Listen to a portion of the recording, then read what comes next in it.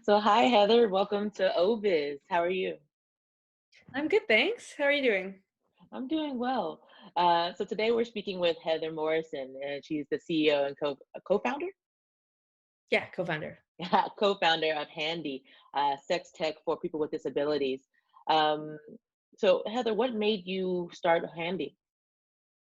Yeah, I mean, it's been a bit of a journey, but the short answer is that I've got a younger brother who's a disabled man. His name's Andrew Gerza. He's worked for a really long time in the sex and disability space. And, I think I had a light bulb moment, which he was very much a part of a couple of years ago, where he was telling me that a lot of people with disabilities, particularly physical disabilities, have a hard time, and himself included, have a hard time self-pleasuring. And that as a result, like their sexuality and sort of self-discovery and masturbation and sexual pleasure kind of end up being off limits, especially if you're single and don't have a partner. There aren't other people around to kind of help you, which I think even in the best scenario, that's pretty limiting and doesn't really Yeah, give you a ton of independence. And so I think very naively at the time, I sort of asked, like, well, why can't you just use a sex toy? Like, why use sex toys? Like, there's millions of different types. Surely one of them would suit. And he, was like, well, actually, none of them that I've been able to find have really been designed for people with different hand limitations.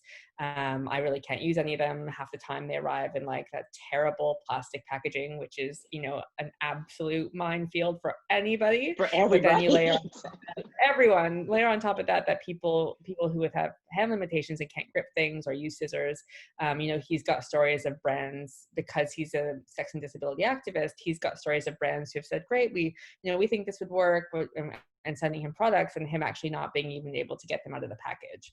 And so yeah, which is super frustrating, right? And so then, his stories, I had to call somebody to help me, and that's super awkward. And then they set you up, and then they're like, okay, I'll be back in 20. And it's like, well, what if I need more than 20? And that's even before Exactly. you've started to try and use the product. And so Agreed. he's telling me all of this, and I think the look of horror on my face is like edging up with every kind of like description. And I was like, oh my God, like I can't even imagine having to go through all that trouble just to, when the mood strikes. Um, Exactly. and which it does from time to time, and like you just want to be able to give it a go. And so also very naively, I was like, well, I think that's ridiculous, and there's nothing out there that that's been designed for this. Let's fix that. Let's do something that is designed for and with the disabled community, and let's design technology that's inclusive and is great for people with hand limitations, but also suits everybody else as well. And actually, universal design is usually good for everyone, and it's much more inclusive. And so we kind of went off on this journey, and that was almost 2 years ago now. I'm not realizing like actually what a journey it would be. I think you have to have some level of like naivety to be a startup founder or co-founder. Agreed. Agreed. Otherwise, you'd never do it. If you knew. Exactly. If you knew what the process was going to be like, you would say, screw that. Like, I'm not doing this. Like, Oh, nah, someone else can do that. Yeah. well, so tell me a little bit more about your development process. Like, how have you guys, cause I see that your product is still in development. So I guess this is two questions. Like, what has your process been like? And what specific disabilities are you designing for? Like, is it, if when you say hand disabilities, what does that capture? Yeah. I think it's like probably it's a great question, right? I think what we did when after this directly following this conversation was to start to talk to people within the community themselves. We put out just a really basic survey on a number of different disability related subreddits. If you ever want to do like just general research to validate whether an idea has substance, like posting on the Reddits that will allow you to post surveys will honestly such a shortcut to some great insights. Oh, And so nice. that's what we did. It was basically like, okay, Andrew's got this problem. That's his experience. Some of his friends have kind of echoed the same thing. Is it enough for us to like leap off a bridge for? Maybe not yet. So we put together a really like quick and dirty survey. We put it into all the different disability subreddits, and we started to get feedback pretty quickly. And that was what kind of validated just generally the need. B also allowed us to understand a little bit more about what the barriers were around um, self-pleasuring, but then also what the barriers were around like the current toys that existed on the market, what had people Yeah. tried, wasn't working. And what became really, really clear to us was a few things. Like, first of all, this was a massive gap in the market, and this community has been completely like incorrectly assumed to be asexual, non-sexual. Nobody talks about it. It's a massive taboo. And that what that ends up doing is it just continues to breed lack of innovation, Yeah. because people aren't talking about it, so nobody knows it's a problem. So then the people who might be able to actually design something to fix the problem aren't thinking about it, and on it goes. So a big part of our job is to like make people aware that this is a problem, and even if that spawns, you know, more designers and more competition for us, like that's part of our mission. Like that's absolutely fine. Like we would just want to be able to solve this problem, and ultimately it's going to take a village to be able to solve it. And there's enough frustrated people out there and enough different disabilities to be able to have like plenty of room in the market for. But what we found in that was that the biggest barrier to self-pleasure, particularly for physically disabled people, was hand limitations. And that, like, you're right, it's such a massive we thought at first, and again, more naivety, okay, cool, we've narrowed it down to one specific like limitation or inability, like things in and around your hands. But what you very quickly learn is that things in and around your hands is a massive spectrum in terms of Yeah. how much of a lack of ability you've got, but also it's not just dexterity and muscle control and grip, it's also pain and reach and all of the other types of things that could present itself. Like it's arthritis, it's CP, it's strokes, it's tremors, it's, you know, shaking, it's there's a lot of different things that Yeah. kind of go into that as well. And so for us, what it seemed like at this phase was the more that we could take hands completely out of the process and look for solutions that are as hands-free as possible, the better. So with this kind of like newfound information and gusto, I know I've got a background in marketing and innovation and brand building, and Andrew's obviously got his lived experience and his work in this space, and but neither one of us is product engineers or developers. And so, and I like literally, I was like, okay, Andrew, we're going to need to find those people. And so I kid you not, I Googled sex toy design Australia. Yeah. I mean, So I that's the best way to else to start, start right? to Google. And at the time, again, like I hadn't worked with designers before. I didn't know that probably I could sort of link up with a specific industrial design firm. But where that did land me was with RMIT. They've got an amazing sort of number of courses there within their industrial design program that focus on sexuality. And And I'm there's going to hold the incredible, pause for you real quick. RMIT is the university, yes? RMIT University in Melbourne. Cool. So it's like a tech and design university, really, really well esteemed, Yeah. very good quality. And so we landed on this amazing lady. Her name's Dr. Judith Glover. She is the only person in the world with a PhD in sex toy design. She teaches courses there, but where was that course when I was going through I university? mean, really though. Like different, well, actually, I might have ended up in the same career trajectory, to be fair, but Yeah, exactly. And come uh, full circle. exactly. So we just emailed her because it's a university, so all of her contact details were open. And so we emailed her a little bit about what we wanted to do, and would she be interested in helping us? And if not her, then could she at least point us in the direction we figured she probably would know people? And she got back to us straight away and, you know, had said, this is something that I've been looking at doing for a while. I know it's a big area and a big gap in the space. Let's join forces and we can do more research in and around this to understand like what are those barriers from a design perspective and start Yeah. coming up with some design concepts.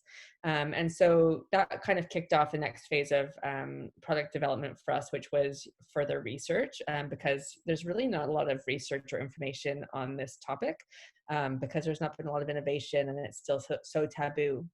And so with them, they did a whole bunch of sort of research to validate the idea from an academic perspective and validate the gap in the market. But then they also looked at, using case studies, my brother and a female counterpart in Melbourne, to look at, okay, well, what are the barriers? What are the specific limitations and barriers when you're trying to self-pleasure? And then Yeah. phase two, which I've said this a couple times, but like Andrew got all the fun parts of this research phase, is that we then started to test.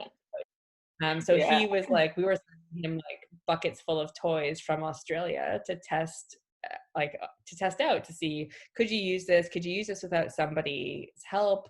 Do you still need to get to have somebody to come in and sort of help you set it up and put it away? How hands-free is it? What works, what doesn't, etc. And from there, we learned a lot. We learned that, yes, still very, very much a big need, but Yeah. also, and validated that it was definitely hands that seemed to be the biggest barrier to entry for physical disabilities. Because if you've got use of your hands, you can probably, self-pleasure without unaided. Yeah. And then on top of that was looking at just making sure that the whole journey from start to finish is accessible. So the way that you order the toys and where they are online, or in shops, but also the way that they're packaged, and how do you put them on or set them up so that you don't have to call an aid in to get you set up and then they come back. Like, even though you might be able to use some toys in the act, it wasn't really enough from an independent Yeah. perspective. Yeah. People don't want to have to call an aid, and actually a lot of people we talked to more recently, they don't have anyone to call. So it's Yeah. either like a family member, which is like wrong on a few different Yeah. levels, like Yeah. a roommate, which is also a bit weird, or if they're living in a supported community, then sometimes their aid workers will help them, but it's like really 50-50. It's not guaranteed, and it's not really like the best way of getting in the mood either. Yeah. um, so yeah, so with that those kind of principles in hand, we knew designing for to be as hands-free as possible, but also looking at designing unaided start to finish were kind of our two main design pillars. Yeah. And then from there we had two design concepts, which we then put a bit more rigor behind, and that turned into four design concepts, because that's often how design works. It's like, we've got Yeah. these cool ideas, now we've quadrupled them. And because the more you kind of look into things, the more questions it kind of brings up. Had COVID not happened, we would have gone into like a rapid prototyping and Correct. Yeah. Yeah. testing phase. But because all the labs and the maker labs shut down, we couldn't rapidly prototype anything. And we also couldn't get into any disabled people's houses, because, I mean, the last Safety. thing they wanted was more random strangers coming into their homes. Um, so, so what we did is, instead, is that we put a call out to sort of everybody, all of our sort of followers online, and just said, we've got four concepts. We've got a ton of questions about the functionality and the ergonomics and how they could work, and we'd love to test them with the community. So we did two big focus groups of occupational therapists from around the world, most of which who had a real interest within the sexuality space.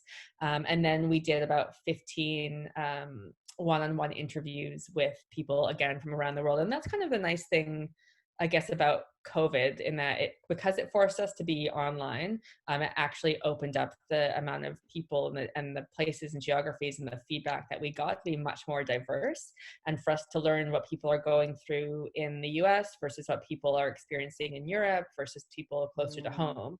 And so we were able to sort of layer all of that insight into our product development, but also outside of just the core hardware products, from a brand perspective, it gave us so many insights into things that people were struggling with, or the lack of sex education and representation in different Yeah. countries, and how that sort of impacts people's well-being, both from a sexual perspective, but just broadly from a mental health and even physical health perspective. Yeah. And has given us really just some really amazing insights and potential opportunities. And what it really makes you realize is how much work there is to do in this space, Yeah. and how many opportunities there are in this space, to be able, and problems to fix and things to make better, and how much the community wants to be a part of that and just wants to have their voice heard, and is pretty sick of taking things lying down as well. So tempted, Yeah, but like, exactly. yeah, like after like a month of, because we ran the groups and the interviews for about a month, and I don't think I realized like how much of a emotional toll it was going to take, because you're getting into really like deep and meaningful conversations with people who in many conversations were like, nobody's ever asked me that, or I had no idea I could ask a therapist about my sexuality. I had no idea that an OT might be able to help me solve that. I'd never even thought of that. Or, people explaining how when they were going through school, they were completely systemically and culturally asexualized because they were assumed to be non-sexual because they were in a wheelchair. And so they didn't get put into the sex ed classes, and culturally that was That's kind of reinforced. outrageous. That's Yeah, outrageous. it's I crazy. And mean, you listen to all this and you're like, there's so much stuff to do. but I mean, that's actually really wonderful, though, in some ways that because you're unearthing this, right? And from a business perspective, that means you have ample terrain to kind of play with, to kind of innovate for people across different spectrums with different needs and get more and more kind of, I guess, granular with how you roll out your solutions. Um, and I love how you just gave us a master class on prototyping. Like, this is like design thinking 101 just in a nutshell. Like, this is Talk to awesome. talk Yeah, to no, I anyone who mean, listens. but like that's what people skip, right? Like we think that, okay, we have an idea, let's just go to market, see what happens, and it'll be fine. Um, but that's not the case. So I actually wanted to talk a little bit about your book. Can Yeah, you tell me a little bit about the impetus for creating the Handy book, and what is the yeah. Handy book? Yeah, absolutely. So the working title, which I think is now confirmed as the title, is the Handi Book of Love, Lust, and Disability.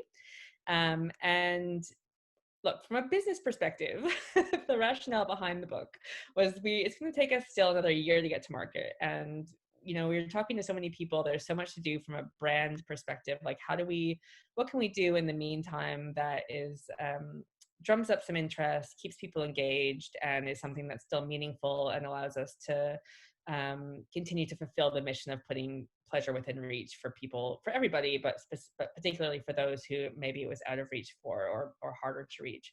And so one of the things we've been talking about for a while, Andrew and I, is like, can we write some sort of book? Like, what can we do that kind of continues to tear down those taboos? And one of the things that he said was, there's so much 101 basic mechanical information about sex and disability. Like, well, first of all, when I say so much, there's not really not that much information about sex and disability, full stop. Yeah, But when you do look for it, what you find is quite mechanical. It's like, can disabled people have sex? Yes.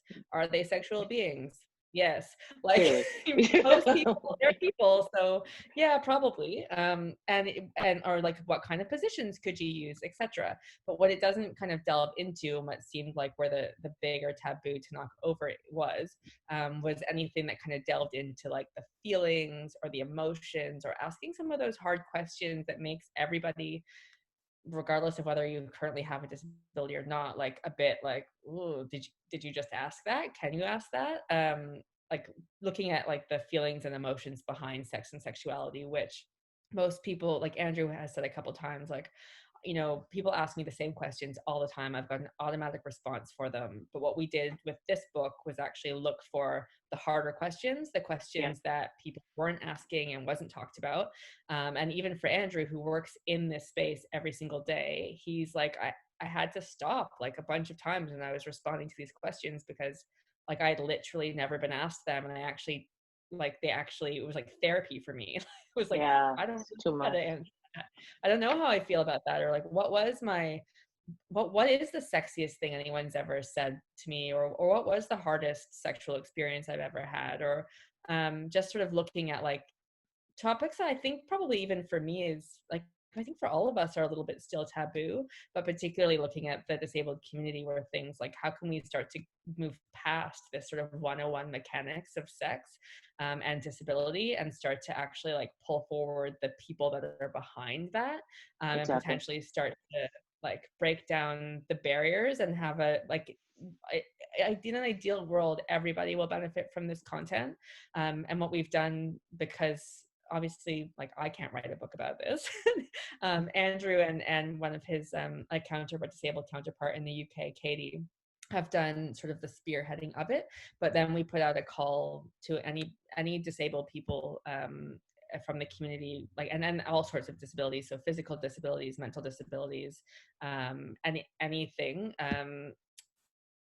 to actually answer these questions. And you didn't have to answer, there's about 14, you could answer one, you could answer 10, you could answer all of them. You could answer them in written word. Some people have responded with illustrations, others have responded with photography and some quotes. One person actually wrote an entire, like, a comic strip about her like feelings answering one of the questions. And so there's poems. So it's just really like looking at the creativity at which people choose to express themselves sexually as well has been really interesting, This and is really fantastic. powerful. And yeah, and so that's kind of like how it came to be and how we've brought it to life. And we're looking at looking at having it ready probably in October, at Oh, like wow. sometime in October. But we'll be doing pre-sales sooner than that, because realistically it'll be available through like audiobook and ebook. But we will do a short run of printed, like beautifully like printed copy as well. And it's just a matter of like finding out how many we need to print. But like Perfect. a We'll big definitely coffee link table to that. book. Yeah, no, we'll definitely put the link to any information we can use to promote that book in the show notes. Um, Amazing. but the question I want to use to kind of end the show is, I usually ask for advice from our speakers. And so the question I have for you is, what are 3 tips for the more mainstream product companies, sex product companies, for becoming more accessible and more inclusive in their design and packaging? Yeah. So I think probably the one you could everyone, no matter big or small, could start doing like today or tomorrow is just talking to more people, understanding like what products they're using and why, and whether or not there are any barriers, and just sort of striking that conversation and dialogue with different communities, whether they're disabled, whether they're different um, different elements of different communities. Like Yeah, disability is one of them, but there's so many different like niches out there as well. yeah. um so yeah, I think probably one of the things that we've been really conscious of is keeping really, really close to our community, and letting them like guide us. Like, they wrote this book, I didn't write this book. Like, we came up with an idea for a book, but like ultimately, like, all the kudos needs to go to every single contributor who's brave enough to to bear their stories, and in some cases them full selves in the Oh, book. yeah, So exactly. the future of what's That's to come. wild. So yeah, I think just talking to people, and then like maybe a follow on to that as number 2 is just being really open and receptive to feedback. um and looking at like what are the small things you can do to change today. It doesn't necessarily mean you have to revamp your entire line, but maybe there's maybe it's, for example, like with the packaging conversation from earlier, like, is there an easier way to package? Like, maybe that's one of the biggest things. And just maybe also like having an outlet for people to write in suggestions. So like, is there somewhere that people can easily get in touch with you that's actually read, and not just sort of a customer service like dead email, but Yeah, something that exactly. Something active. people can actually like write in, and those are taken seriously. So I think probably overarchingly the biggest thing is just to start to actually look for ways to open conversation and dialogue with the community members who feel like maybe their voices haven't been heard. Perfect. Thank you so much for coming on to the show. If people want to You, learn more about Handy and you, where can they find you? yeah, they can check out the website at that's handy.co, and handy with an I. And our socials are all the same thing as well. So we've got Twitter, Insta, and Facebook, and also LinkedIn, also at that's handy. Perfect. And we'll share these ones as well. Amazing. Thank you so much. It was so lovely chatting to you. Thanks. You too.